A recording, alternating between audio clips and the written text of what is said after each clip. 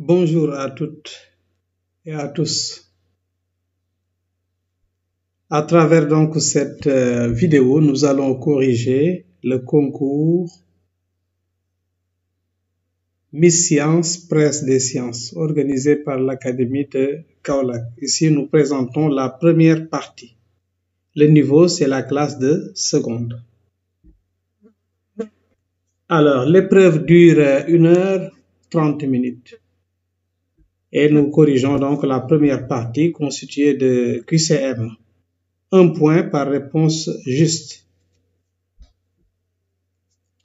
Voici donc la première question. On vous dit un vecteur directeur de la droite d'équation x égale à moins 5 est, et on vous propose 4 réponses, parmi lesquelles il faut choisir une.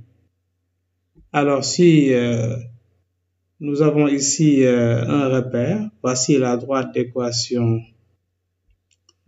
x égale à moins 5, c'est une droite qui est parallèle à l'axe des ordonnées. Parallèle à l'axe des ordonnées. Donc, comme vecteur directeur, voilà, donc vous voyez que le vecteur U de coordonnées moins 1, 5 n'est pas un vecteur directeur. De même que le vecteur de coordonnées 5, 0 et le vecteur de coordonnées 5, 2. Tout ça, ça ne sont pas des vecteurs directeurs. Parce qu'un vecteur directeur de cette droite doit avoir une abscisse nulle, puisque la droite est parallèle à l'axe des ordonnées. Ainsi donc, la bonne réponse ici, c'est la réponse B. Nous passons donc à la question 2. ABC est un triangle, I est tel que AI est égal à 1 quart de AB. Alors, le vecteur CA plus 1 tiers de CV est égal à, et on vous propose ces 4 réponses. Donc, voilà une figure. ABC, donc AI égale 1 quart de AB. Là, nous pouvons commencer par calculer le vecteur CA plus 1 tiers de CV. Voilà, une méthode classique. On va donc utiliser la relation de Charles et ça va nous donner donc CI plus IA. Donc, c'est le vecteur CA. C'est le vecteur CA est égal à CI plus IA. Plus 1 tiers de, là également, CB, on l'écrit CI plus IB. On développe, on a donc CI plus 1 tiers de CI plus IA plus 1 tiers de IB. Ce qui nous donne donc 4 tiers de CI plus IA plus 1 tiers de IB. Là également, au niveau de IB, n'est-ce pas, on utilise également Charles. Et on va avoir donc 4 tiers de CI plus IA plus 1 tiers de, on remplace le vecteur IB par IA plus AB. On développe, on a donc 4 tiers de CI plus IA plus 1 tiers de IA plus 1 tiers de IB. Mais IA plus 1 tiers de IA, ça donne 4 tiers de IA. Donc finalement, nous pouvons écrire le vecteur 4 tiers de CI plus 4 tiers de IA. 4 tiers donc de IA, voilà. Donc IA, on peut l'écrire comment? 4 tiers de IA plus donc 1 tiers de AB. Voilà. Dans 4 tiers de IA, c'est la même chose que moins 1 tiers moins 1 quart plutôt de AB. Alors, donc finalement, après simplification, on obtient 4 tiers de CI moins 1 tiers de AB plus 1 tiers de AB. Donc là, ça se simplifie et finalement, on obtient tout simplement 4/3 de CI. Et donc, la bonne réponse, c'est la réponse B. Question 3. ABC est un triangle isocèle de sommet A. G, le centre de gravité du triangle. G', le symétrique de G par rapport à BC. On détermine B et C tel que G' soit le barycentre de A1, BB et CC. Alors donc, on donne ici les valeurs possibles pour B et C. Alors, on s'aide donc de cette figure. Voici le triangle isocèle. Voici le point G, point de rencontre des médianes. Et également, G', par définition, c'est le symétrique de G par rapport à AB. Voilà, le point I ici. Donc, G', coupe le segment BC en I. Alors, ainsi donc, le point I est le milieu de GG'. Donc, nous pouvons commencer par écrire cette égalité vectorielle. G', donc G, moins 2 G', égale vecteur nul. Alors, ça veut dire que G' est barycentre de G1, I-2. Bien, si c'est barycentre de G1, I-2, on peut dire également que G' est barycentre de G3, I-6. On a multiplié chaque coefficient par 3. Donc ça, c'est la propriété qu'on appelle l'homogénéité. Voilà. On multiplie les coefficients par un nombre réel non nul, on ne change pas le barycentre. Bien, maintenant nous savons que G est le centre de gravité, donc G est le barycentre de A3, A1, B1, C1. Par conséquent, le point G' est barycentre de A1, B1, C1. Et comme I également est le milieu de BC, pour des raisons de symétrie, on avait un triangle isocèle, de sommet A. Donc, finalement, donc, on peut écrire I comme étant barycentre de B-3, C-3, isobarycentre. Donc, puisque c'est le pilier de BC. Et donc, ce qu'on a fait ici, c'est l'associativité. L'associativité du barycentre. Voilà, permet d'éclater ou de concentrer les choses. Alors, donc là, on a donc A qui apparaît une fois, mais le B, comme il y a B1, B-2, B-3 plutôt, là, on peut regrouper ça et ça va donner B-2. C1 aussi et C-3, ça va donner C2, C-2 plutôt. Donc finalement, notre point G' est barycentre de A1, B-2, C-2. Et la bonne réponse ici, c'est la réponse B. Question 4. P est un polynôme de degré 2 divisible par x-2 et par x plus 1 et vérifiant P de 0 égale à moins 8. Alors là, puisque c'est divisible par ces deux-là, x moins 2 et x plus 1, vous voyez que P de x ne peut pas être, la réponse A ne peut pas être. Parce que là, ce polynôme-là n'est pas divisible par x moins 2. Bon, on sort la réponse B. Maintenant, pour P de x égale à ça. Là, il y a x moins 2 et x moins 1. Là, c'est vérifié. Mais le problème, c'est que si on calcule P de 0, on va trouver ici moins 4. On va trouver moins 4. Voilà, 2 fois moins 2 égale moins 4. Or, P de 0 est égal à moins 8. Donc là, ce n'est pas la bonne réponse.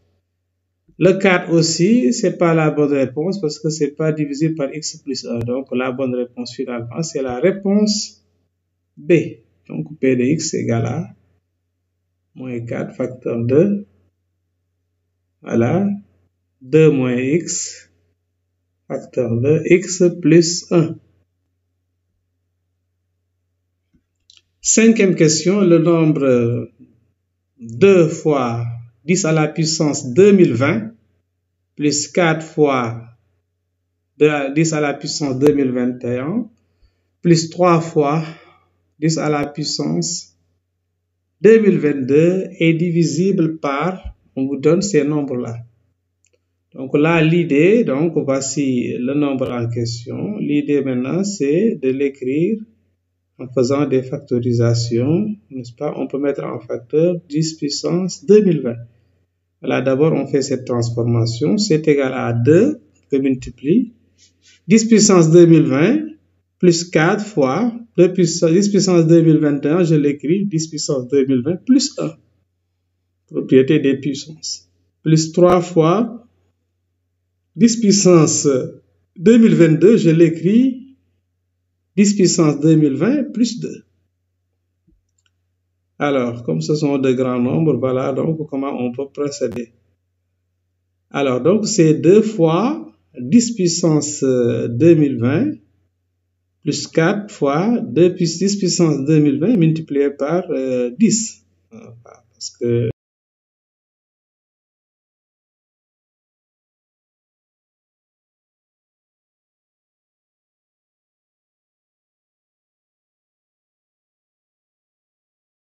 correct.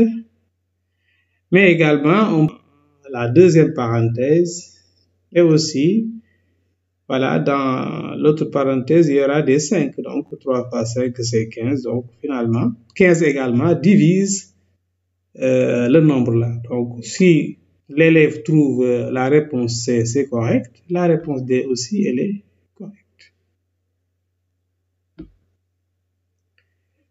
Bien, maintenant 6, on vous dit si x plus y est égal à 3 et xy est égal à 14 neuvième, alors x cube plus y cube égale, et on vous propose ces réponses-là.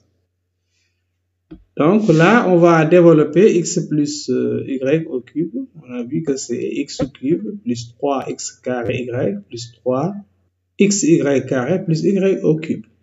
Ce qui nous permet de tirer x cube plus y au cube. Donc x cube plus y au cube est égal à x plus y au cube moins 3x carré y moins 3y carré. Et là donc, x cube plus y cube, ça donne donc x plus y au cube moins 3xy. On met 3xy en facteur, moins 3xy, donc facteur de x plus y. Bien maintenant, l'autre étape, x cube plus y cube, on remplace x plus y par sa valeur, c'est-à-dire 3. Donc, ça donne 3 à la puissance 3. Moins 3 fois, on remplace x, y par sa valeur, 14 au neuvième. Et on remplace x plus y par sa valeur, c'est-à-dire 3. Après simplification, donc, on a x cube plus y cube est égal à 27 moins 14. Ce qui donne 13. Donc ici, la bonne réponse, c'est la réponse C. Question 7. Sinus de 2020 pi sur 3 égale. On vous propose ces réponses-là. Bien, on va estimer donc sinus de 2020 pi sur 3. On peut l'écrire, c'est sinus de, je vais à 2022, 2022 pi moins 2 pi. Voilà, 2022 pi moins 2 pi, ça donne bien 2020 pi sur 3.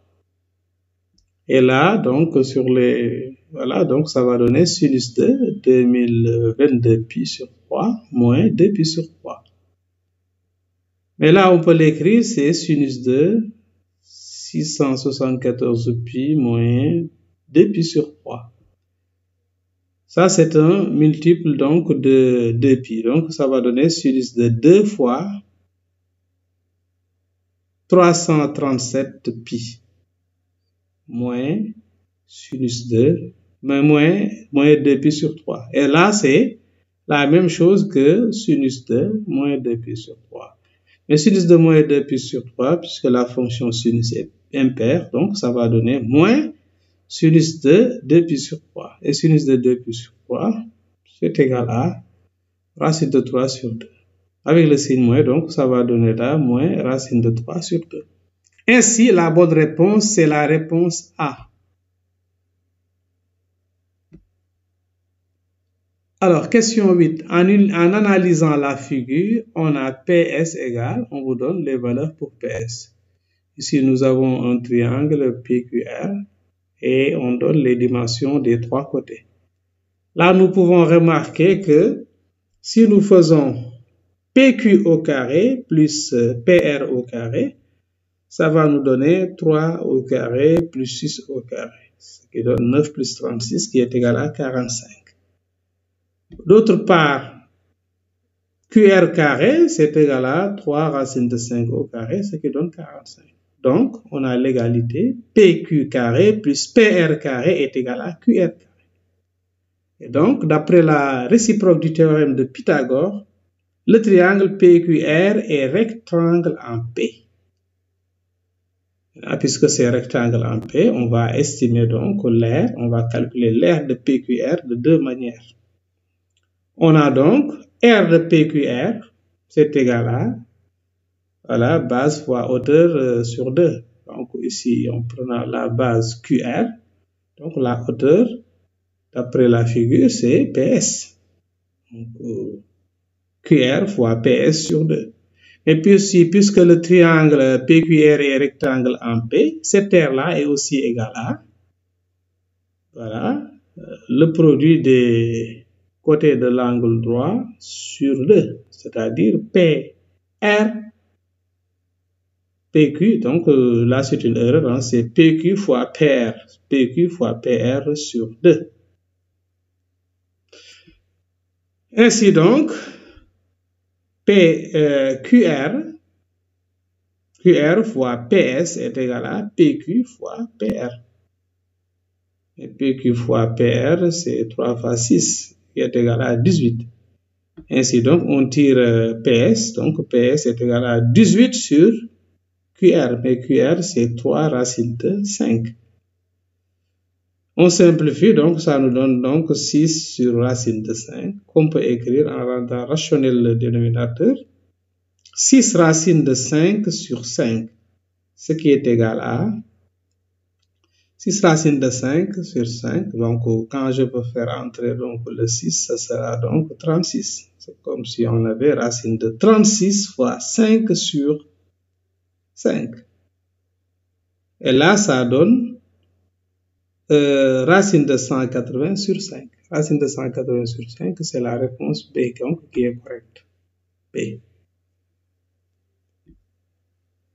Question 9. Un segment de longueur 1 cm est une corde d'un des deux cercles concentriques et est tangent au plus petit des deux. Donc, l'aire de la couronne donc entre les deux cercles est égale à, et on vous propose ces réponses-là. On va s'aider donc de cette figure. Voici donc ce dont on parle. Les deux cercles sont concentriques. Le grand cercle a pour rayon grand R et le petit cercle a pour rayon petit r. Alors, calculons l'aire de la couronne. L'aire de la couronne est égale à pi grand R au carré moins pi petit r au carré.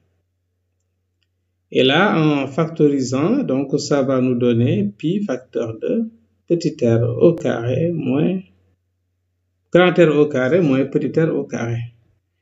Mais si nous regardons bien au niveau de la figure, ce triangle-là est rectangle. Ce triangle-là est rectangle en ce point.